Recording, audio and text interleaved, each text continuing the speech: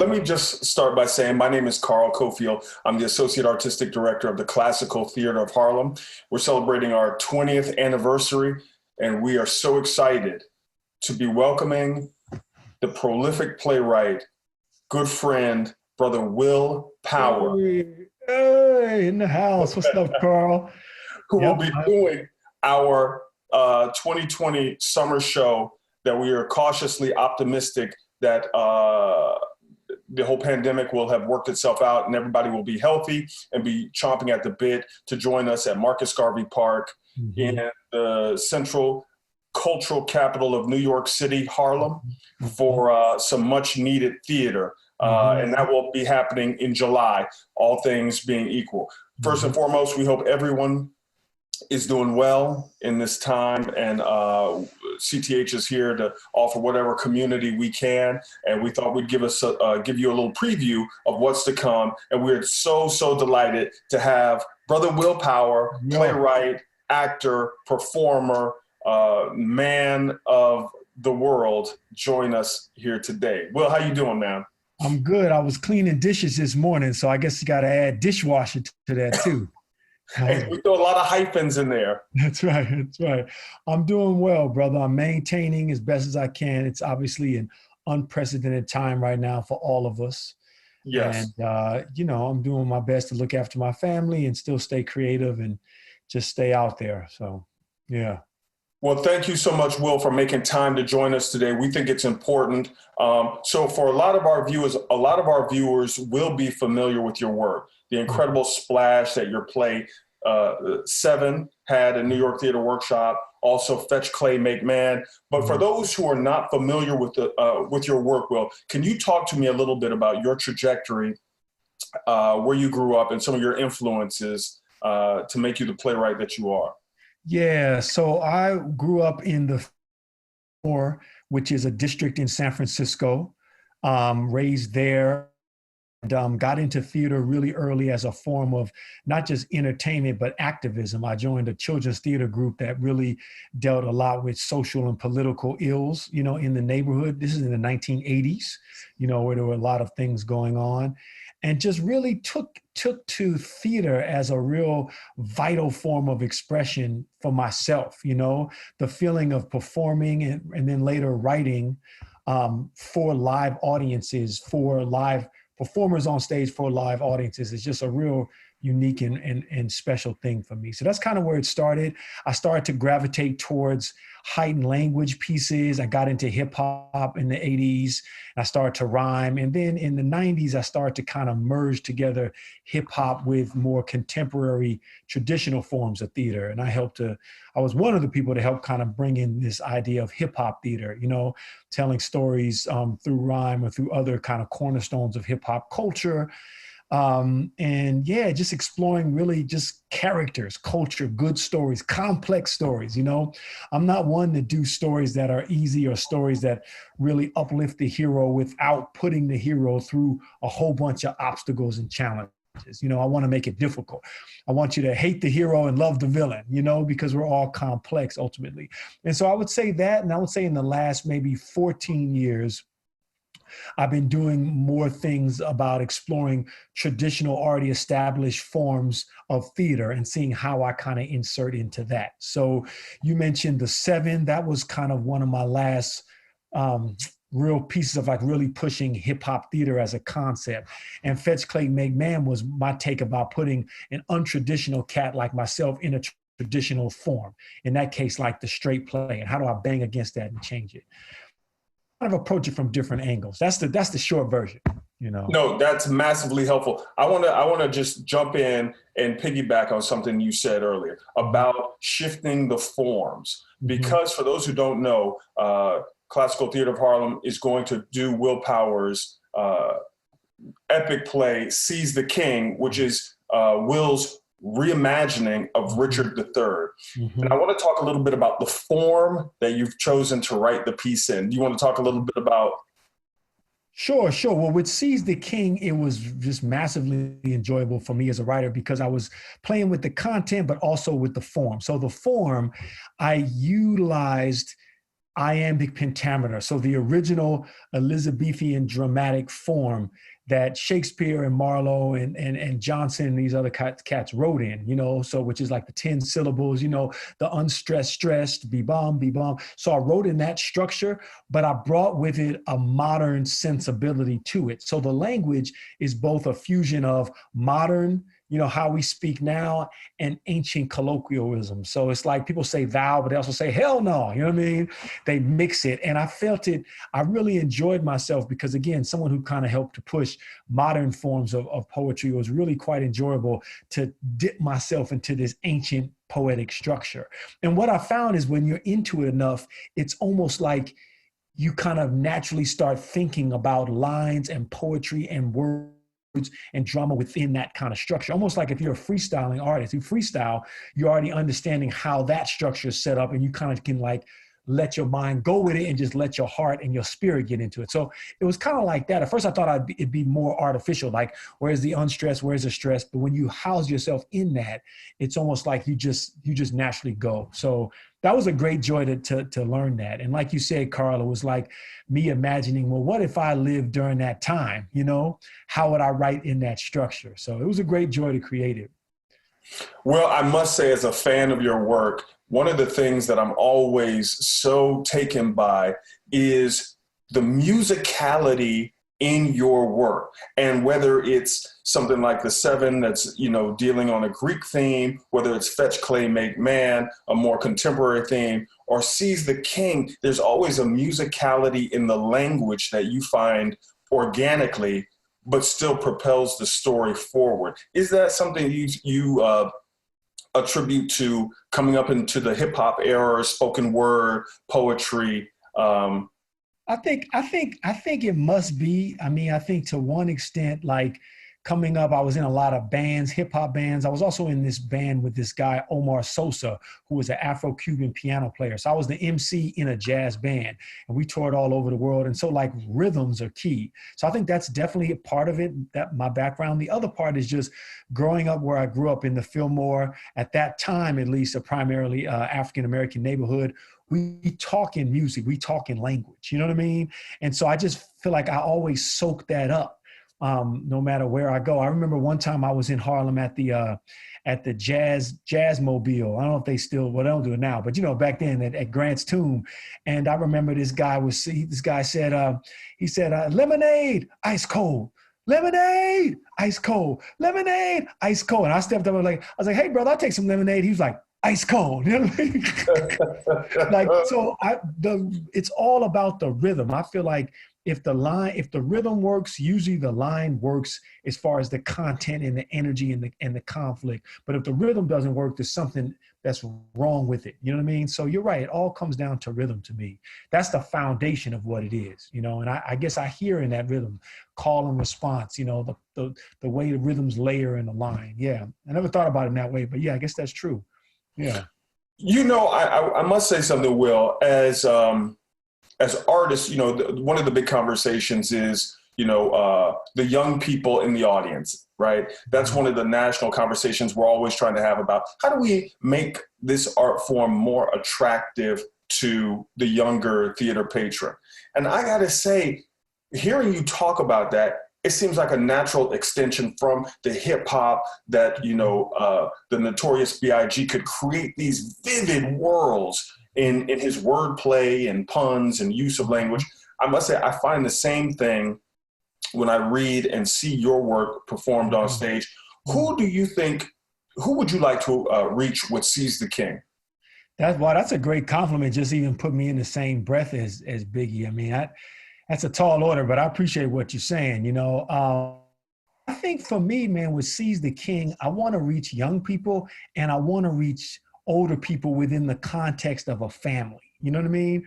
So when people say family entertainment, they think like kind of children's type thing. But for me, what family entertainment is, it is a daughter and a mother and a father and a grandmother and a grandfather, all from the same family coming to a show. You know what I mean? So Yeah. that's what family is. So it can be gritty, it can be rugged. It doesn't have to be like we're dumbing it down. It's not like children's entertainment in the traditional sense. It's like it's for adults, but my ultimate thing is adults coming with teenage children, coming with the grandparents, and they're having this really comprehensive conversation about it. Seize the King in particular is ultimately about a family. You know what I mean? It's about a teenage boy and his corrupt uncle and the father who died. And it's really about a family. Even some of the other ancillary characters, Lord Buckingham, Hastings, a lot of them are cousins in some way. You know what I mean? So it's really about the dysfunction of a family as a metaphor for the complicated web of relationships that we have as a nation. You know, so for me, it's for the young cast, it's for the hip hop cast, but it's also for the 65-year-old baby boomers, you know, and hopefully some people will come in through like the language and the rhythms, and some people will come in through the history and understanding of Shakespeare, and there'll be this meeting point there, you know. And I think classical theater of Harlem, by doing these big summer shows, that's a big barrier lifted right there. You know what I mean? This idea of making it accessible in the park, and not that you have to make a reservation 5 months ago. You can come across and be like, what's this? That's a big part of it. So it's what's on stage, but it's also how you filter that thing. And the other thing I think about bringing like different kinds of audiences is like, are you willing to roll your sleeves up and do the work? You know, because it might not be just like you put up a few posters. What work is the institution doing to engage their community, and what work is the artist doing? You know, so yeah. No, that's incredible, and yeah, that I was so excited to collaborate with you, because I think our mission statements just align like that. Because at Classical Theater of Harlem, we're really about trying to bring the art to the people. We're not trying to water it down, and we're not trying to have any barriers to access to the art. Mm-hmm. To your point, if you roll up, you can just roll on in and see a play. It doesn't have to be a $400, transactional thing to see the art. And that's what it should be, man. That's what it should be. Now, let me ask you a quick question. So how do you, with Seize the King and just in that you all present, particularly in the summer stage, I want to talk about the production. How do you produce work? Because it might be something about what's on page, but it's also about how you produce it to make it accessible and democratic. So how do you do that? And what ideas can we sneak peek for Seize the King? Oh, that's a good one. That's a good one. Well, obviously, for me as a director, the first thing is to serve the playwright and make sure that we're telling the story that's on the page. So for me, that first thing is always going to be the language and the story, and all of the directorial decisions that go into that. Are they actually serving the play? Are they just sort of just a little artifice to put around it? Mm-hmm. So first and foremost, CTH's mission is always to engage as artists, activists, to use your phrase a little earlier, mm-hmm. and to say, how would this play resonate in a 21st century audience? Mm-hmm. Mm-hmm. So your reimagining of Shakespeare's Richard III, which is based on the themes of ambition, mm-hmm. blind ambition, mm-hmm. greed, and just sort of, mm-hmm. I think will resonate profoundly with this audience and where we are in our political discourse right now with what's going on, where people are abandoning their moral compass in just for self-fulfilling ambition. Right. And I think for a lot of people, that's going to resonate profoundly, especially with our discourse as a country and who we're claiming to be as a society and who we say we want to be. Mm-hmm. I think there is something producerially that we have to engage these young people. Mm-hmm. And I think for me, having a young brother like yourself is testament to that. So it's not that we're just taking people from a European standpoint and putting our spin on it, but from the ground up, it is being constructed by people of color, of people of a certain community, and people with a certain mindset about how the art should be made. So I think that's massively important. That's really good to hear, man. And also going back to hip hop and even beyond, this idea of sampling. Like I've definitely got into some lively conversations in the past with some of my contemporaries because I don't only reimagine European classics, you know what I mean? But that is a pool of great storytelling that we can take and make our own. And I actually think that's valid, and that's a metaphor for what we do. That partially what we've done as African Americans, we take something that's supposedly not for us or opposite us, and we flip it and make it ours. You know what I mean? And so I think whether it's sampling in a beat for a hip hop track, or whether it's taking a baseball hat and making a baseball hat totally a whole nother thing of what a baseball hat used to be specific. You know what I mean? Or like you would wear it at the game, or language, you know what I mean? Bad to bad. Like it's just so much stuff that we've done that really infused this culture. And so I think there's something powerful about that. So for me, I feel like it's totally valid to take in the European canon and make it ours. You know what I mean? We are a mixture of people. We are African at root, but we also have European and Asian, indigenous, and as African Americans, I'm saying now. And I feel like all that and beyond is valid for us to take and make ours. Couldn't agree with you more. I mean, to me, that goes to the heart of jazz. You know, so here it is, the forms that were taken, we've remixed, to use a colloquial term, and made our own and put our own stamp on it and created something with its own dramaturgical vocabulary. So I couldn't agree with you more. You know, my favorite thing is, you know, when Francis Scott Key wrote the Star Spangled Banner, it was supposed to do one thing. But when Jimi Hendrix puts his hot sauce on it and remixes it, and I hear it, it unleashes 1,000 more things that I don't think Francis Scott Key was even aware of. So I agree with you 110%. Right. One of the things I want to talk about also, man, is the folklore that you're attracted to as a writer. Mm-hmm. I know you've done work with on John Henry, on Stagger Lee. Yeah. You know, and so these prolific American folklore that a lot of people might not be aware of, or sometimes I find that we discount that because it's an American thing that we might have grown up hearing in the barber shop or on the street corner, but to actually give it full voice in a holistic, really well thought out way, like you've done in your work. That's a more of a comment than a question, but anything you want to say about the type of material you're drawn to? I just kind of feel like all those things that you talked about, I would even put Fetch Clay Make Man in there. I mean, I don't know if Muhammad Ali is a folkloric hero yet, but he will be. If he probably is. You know, he's definitely a cultural hero. And 50 years from now, he'll be like a folkloric hero on par with John Henry and some of these others. I think that, you know, for me, it's, you know, this fascination for me personally with mythology, you know, and it's not called that, but I kind of feel like, what is our mythology as African Americans, as Americans, you know? And a lot of times you have to go back to those old stories, John Henry, Frankie and Johnny, you know what I mean? Muhammad Ali, Malcolm X, you know what I mean? Like, again, he's not a myth, but it's like, it's folklore. It's like these heroes that have these larger in life iconic figures that are also very complex. And so a lot of times I'm drawn to that. I have done a few modern things, but a lot of my things are like, kind of like adaptations, modernizing classics, or looking at that period in history that people have forgotten or doesn't know exists. You know, like I just finished this piece about Malcolm X called Detroit Red, which really explores that period where he's a wayward teenager, is when he's a gangster, but he's also like flipping ice creams at the grocery store. Like, it's not just a gangster, you know what I mean? Like that period, how did that teenager, that wild teenager, become Malcolm X? Like, I'm really fascinated by those times of history that we've forgotten or we've just kind of glossed over, you know? And like you said, with Stagger Lee, John Henry, they're so epic. You know, Muhammad Ali to me is epic. Like, it's hard to tell a story of his life from a cradle to the grave.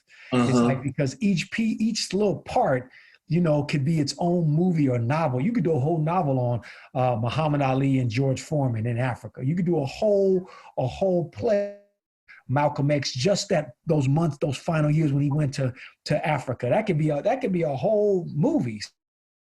It's like, that's mythology, you know, to me. That's like the grand scope of myth of a people. And that's some of the things that I'm really, really drawn to and really fascinated with mining that stuff as a writer. You know? Yeah. And for the viewers who might just be joining us, the Classical Theater of Harlem will be presenting Willpowers' Seize the King. And I might add, it'll be a New York premiere. Right. The play originally premiered at La Jolla Playhouse. I had a very successful run there, as well as the Alliance Theater in Atlanta. But we are delighted to be presenting the East Coast New York premiere of Willpowers, Seize the King, slated for July 2020 in Marcus Garvey Park at the Richard Rodgers Amphitheater. That's right. And can I just say one real quick thing? God willing, we will move through this virus for, a lot of reasons. And if this can happen, I'm really excited about that because I want to see, no pressure, Carl, no pressure, but I want to see what you're going to do with this. I mean, Harlem is in one way is regionally specific, and it's also a cultural capital, as you said, for New York and the world, really, So I'm really fascinated to see what you do with it, how you put your spin, your stank on it for Harlem, because again, La Jolla Playhouse was a very California production in the energy, in the casting. And the one in the Alliance down here in Georgia was so Atlanta, like just the casting and the energy, it was fire. And so I was really excited to see that. So I'm excited to see how you put that East Coast energy on it, which is still global, you know what I'm saying, in its influence, but how you make it specific to that is really exciting to me, Brother, I must say, I look forward to it because there's very few scripts that I read that after the first 3 pages, I don't really need to read the rest. I'm just asking my agents, where do I sign up? And if I can sign up. So to be entrusted with that, brother, means a lot to me. For the viewers who might not know, Will and I have a relationship that dates back a couple of years ago when I was in graduate school. Yeah. My thesis was Willpowers, the 7. And there again, I had that same reaction.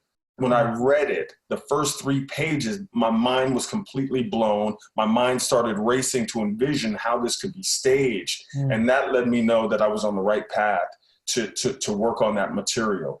The minute I started thinking about it, I was like, man, this is amazing. I've been waiting for things like this to happen. So kudos to you, brother. Well, thank you, man. And right back to you, man. I've enjoyed watching your work in the park. Also, that production of the 7 that you're referencing was one of the best productions I've ever seen of that play. Maybe equal to the New York production. I mean, in its own authentic way. You know what I mean? It's been done a while. So what you did with that down in, what was that theater, man? Down in like the East Village. Exactly. It was the Connolly on East 4th Street. Jewel box. Yeah. I didn't even know that existed, man. But what you did was brilliant, man. So I'm really excited about this potential, what you're going to do this summer, man. So yeah, I'll be there front and center. Well, thank you, brother. And listen, thank you for being so generous with your time and your spirit. We are super excited, Willpower, to have you at CTH. I think this is only the beginning of these type of collaborations. And we just wish you the best in all of the uncertainty of the time. We are cautiously moving forward to bring the people of Harlem some of the best theater that they can see. And I'm sure once we get past this, people are going to be longing to re-engage in the theater, and more specifically with Seize the King. That's beautiful, man. Thank you so much for it. I appreciate it. I'm looking forward to it. Love to the family, man. You as well, brother. Much love. Thank you. Take care. Peace.